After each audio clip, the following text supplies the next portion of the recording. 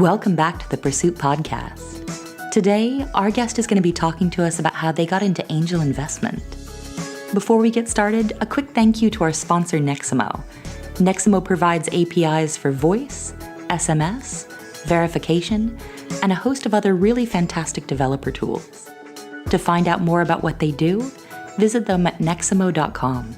To thank them for keeping us on the air, you can find them on Twitter at NeximoDev. I'm your host, Jessica Rose. I'm here today with Karla Fraguada. By day, I am an executive at Bacardi, working mostly in corporate strategy. And by night, I am a pipeline angel and do some investing. That makes you sound like a superhero.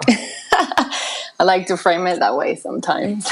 You're like, by night, I fight crime and invest in early stage startups. Mm-hmm. Can you tell me a little bit about Pipeline Angels? Yeah, it's a wonderful organization created a few years ago to basically change the face of angel investing. I'm going to be rude and stop you for a second. Please. What if our dear listeners never heard of angel investment? Yeah, let's back way up. What on earth is angel investment? Angel investing is when investors put their money on really early startups, even before seed.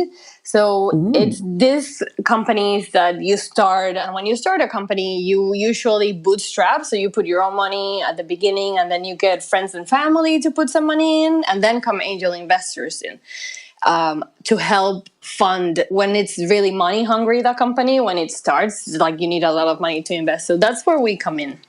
So it does sound a bit like being a superhero. You swoop in just in time to save these companies. I wish that were the case, but sometimes it might be. So what's the benefit behind angel investing? So why would you get into that instead of sort of more traditional investment? So the benefit of angel investing is typically it's smaller amounts of money than a venture capitalist would do or crowdfunding. So you could do it with less. And since you're starting with the company earlier, your investment could grow when the company explodes, right? So the amount of investing is less, basically. So smaller money, bigger gamble, potentially bigger payoff? Absolutely. So if you like gambling, you may like angel investing.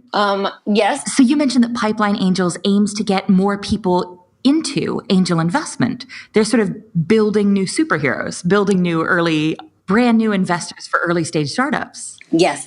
The good thing about Pipeline Angels, or what really drew me to it, is that it focuses on females, women, and non-binary femmes. So anyone that identifies with the female can be part of Pipeline Angels. So that's when we say we're changing the face, because you usually think of investors and you think of men. Yeah. So we're doing it specifically for women and by women. So we're slowly changing that dynamic of it's only men to women can also do it.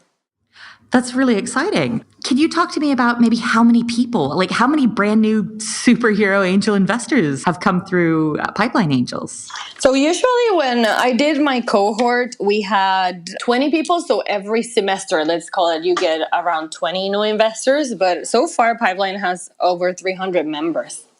And can you talk to me a little bit about the boot camp? To be really honest, I had no idea what angel investing was and what was included in that. So I went into the boot camp with a fresh-faced ignorance.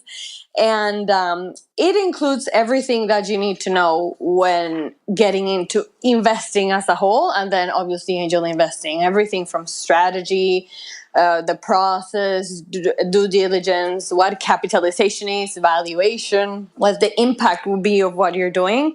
So it's really comprehensive and it really fits the purpose of getting you immersed in the topic. So I believe that you went to a boot camp in Puerto Rico. The coolest thing about this year is that Pipeline is bringing its boot camp to Puerto Rico in its most dire need state as it is.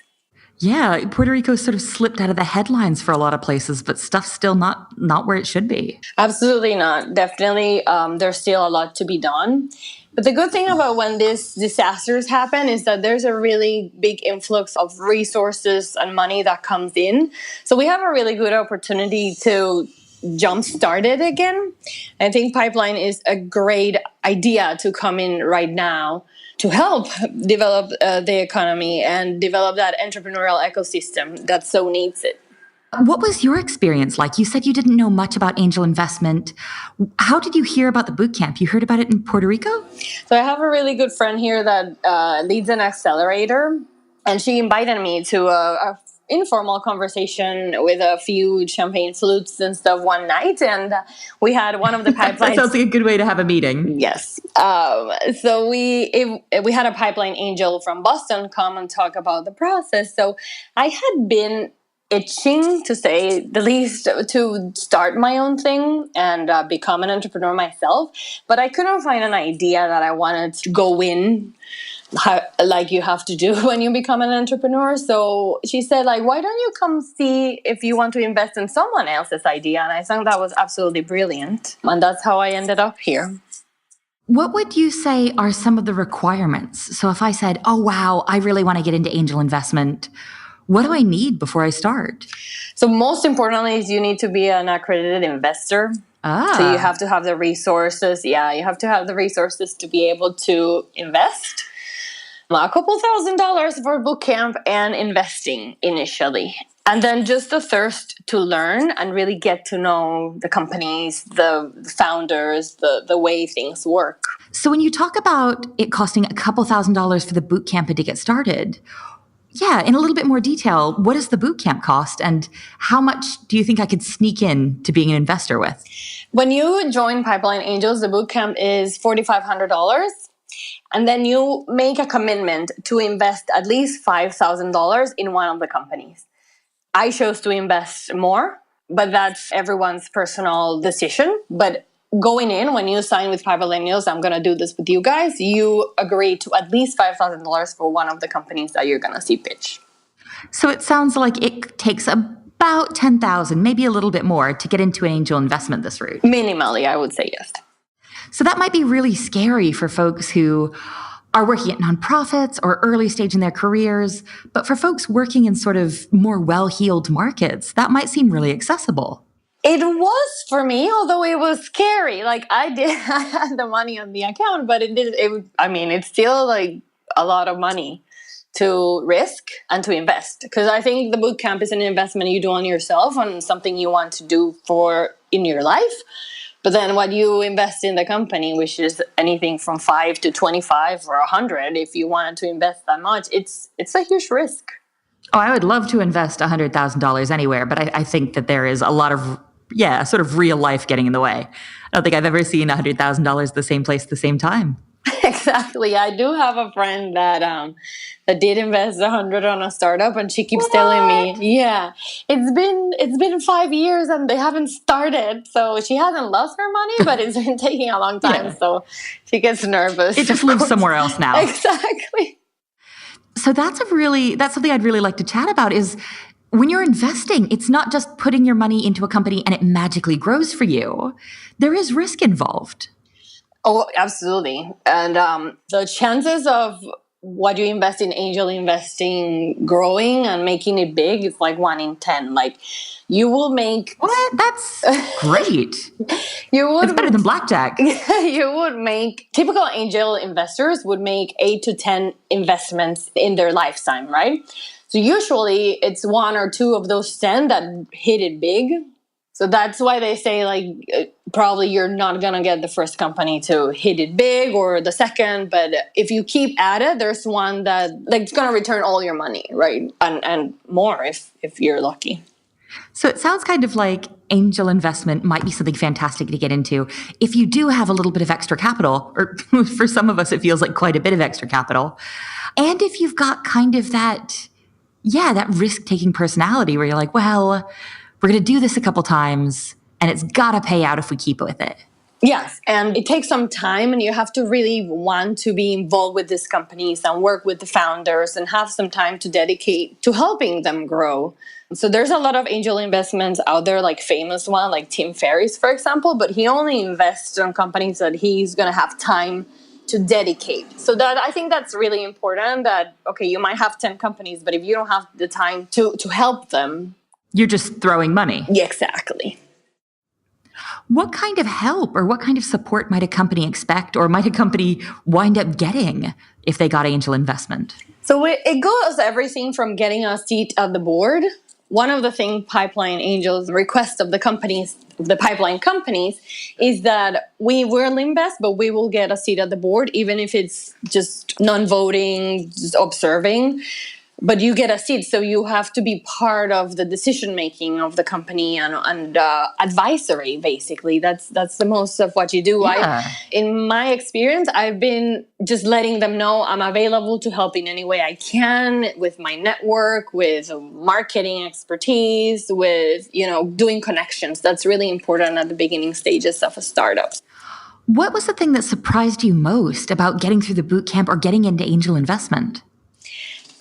Personally, I was extremely surprised about how much I loved it and how Really? yes, and how interesting it was. And then getting to know these women, we had on our pitch summit, we had 17 companies, I believe, come to present. And it was 17 women that had so much passion for what they had created. And they were so excited to present to a panel of women and not how they were used to going into venture capitalists and it being all men. So it was really exciting to see they were such at ease and saying like how they enjoyed so much, how comfortable they felt presenting to women. And like being able to see yourself in the people investing in you must be really valuable. Yeah, absolutely. It's very powerful. What kind of advice might you give to somebody with a startup or someone with a startup idea that really imagines taking on angel investment as part of their process? What would you like to see companies do or companies say before they come and chat to you? Well, first of all, it's being open to angels and being open to our help. Since we don't own part of the company or we don't give so much money like someone else would do, they're sometimes apprehensive of the value we could bring. That's one thing would be good for them to really, we really care because we're coming in initially when there's basically no guarantees that it's going to be successful. So we're like your family and friends at this point. Like, we loved you before anyone else loved you. Exactly. Love us back. Exactly.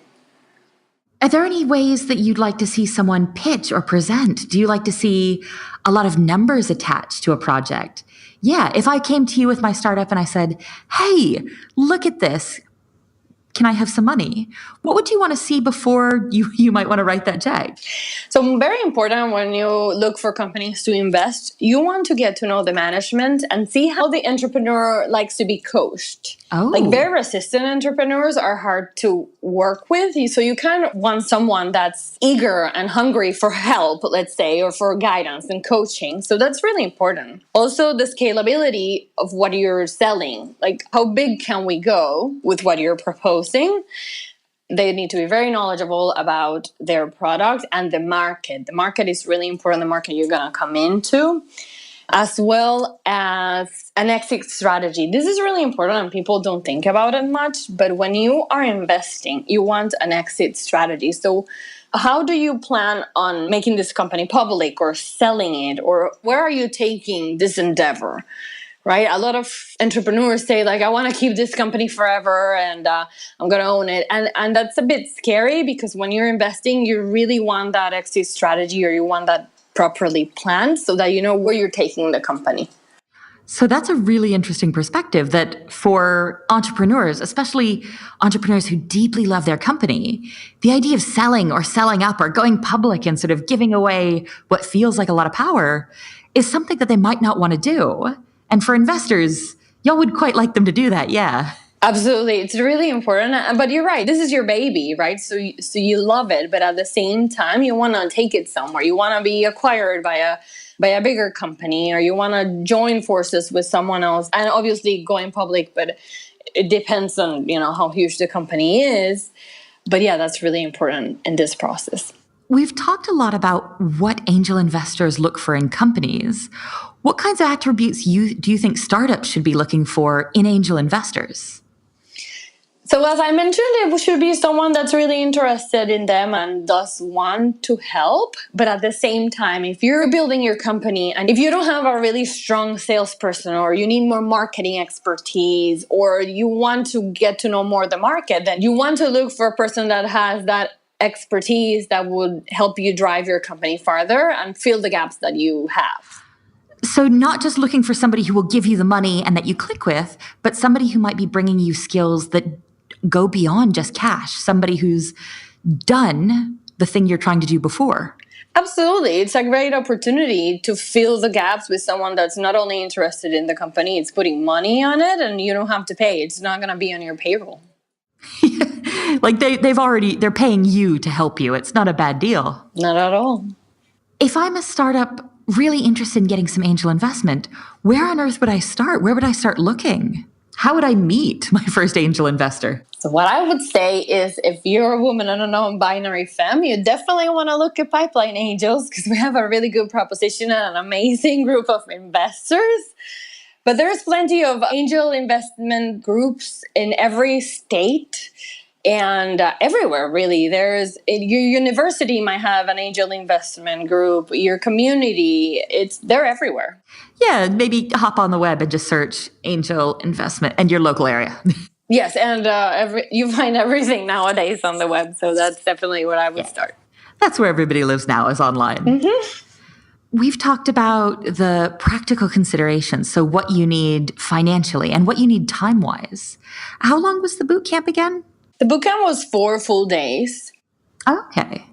And how much of your time do you find you're spending on your investments now? How much time are you spending with your company, with the company you've invested in? You didn't buy the whole thing. No, at the beginning, it's a lot. At the beginning, you have to learn everything, first of all, from the boot camp. You kind of have some follow-ups that you want to do, learn more, get really soaked, to call it something, into the subject of angel investing.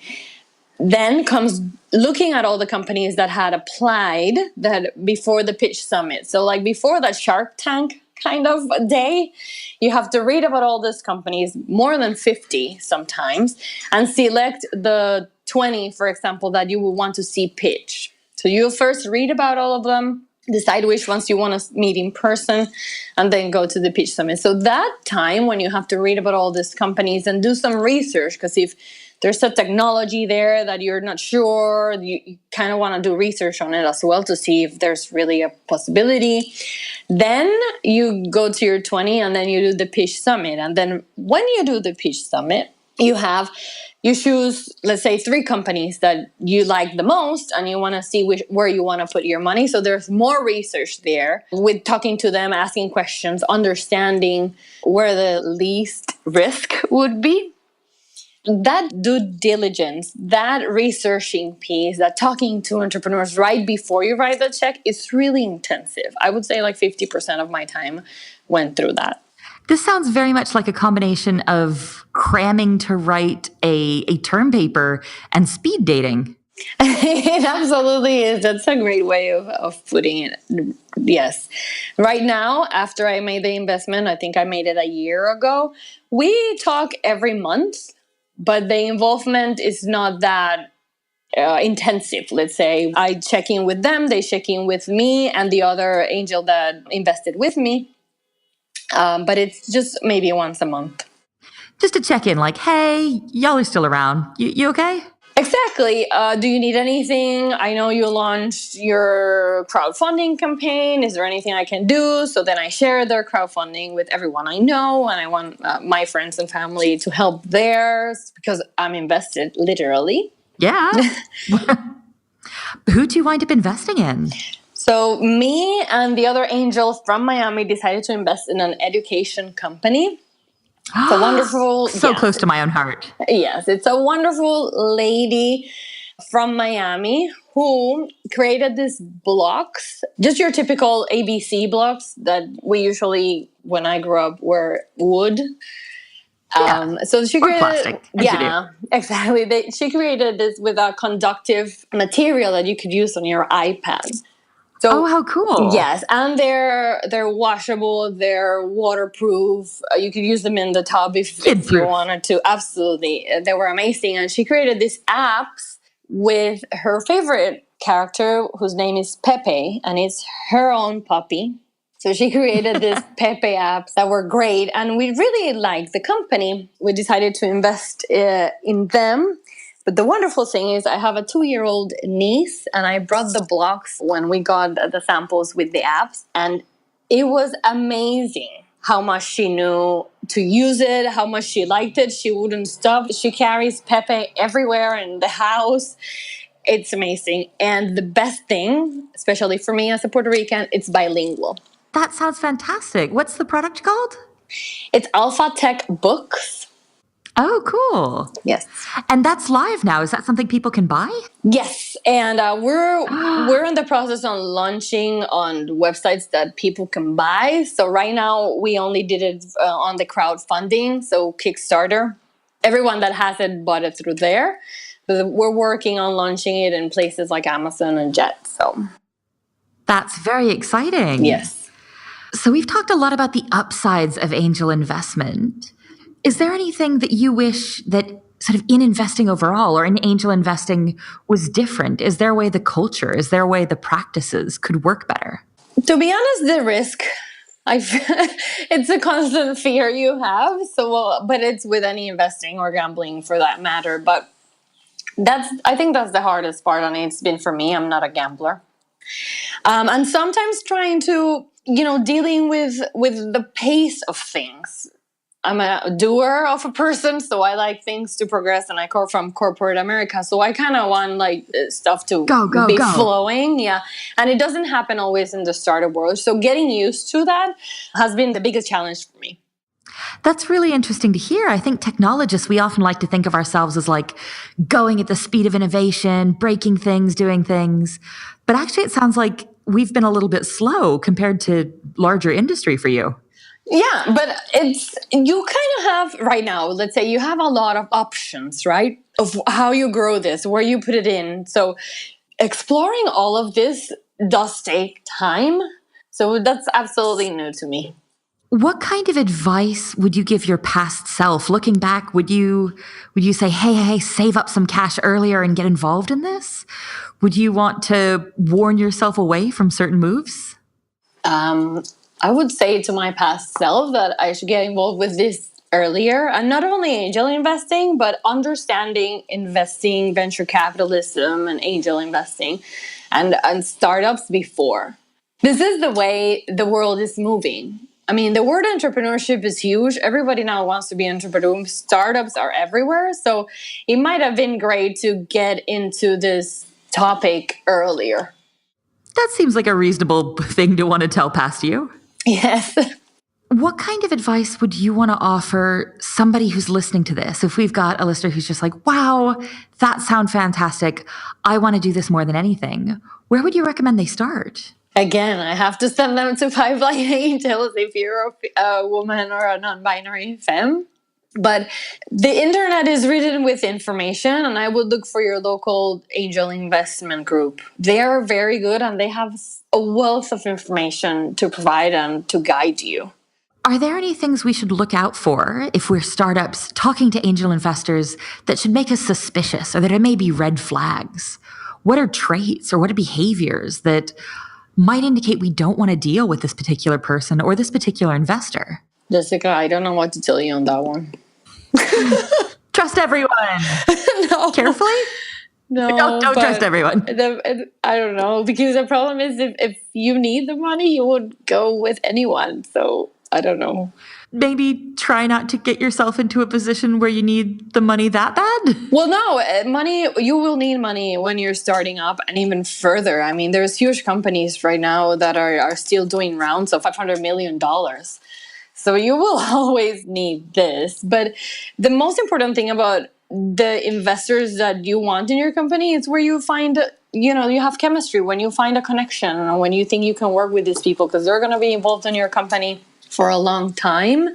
When you invest or when you choose an investor, you have to be ready for this relationship to be longer than the average marriage.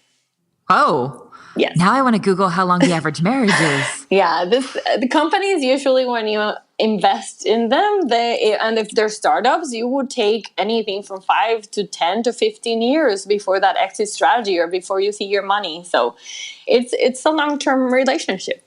I think that's probably some very good advice for how to work out who you can trust and who to get invested with. Pick the folks that you think you could be business married to in the long term. Yeah, and the same applies for investor. Like, pick the company you want to be involved in with like 10, 15 years. So this has been a really fantastic, really knowledgeable entry-level walk through what angel investment is, a fantastic look at pipeline angels, and sort of a little bit of information on how we could get into angel investment or how a new startup might be able to interact with them. Is there anything I've forgotten that you just absolutely want to chat about?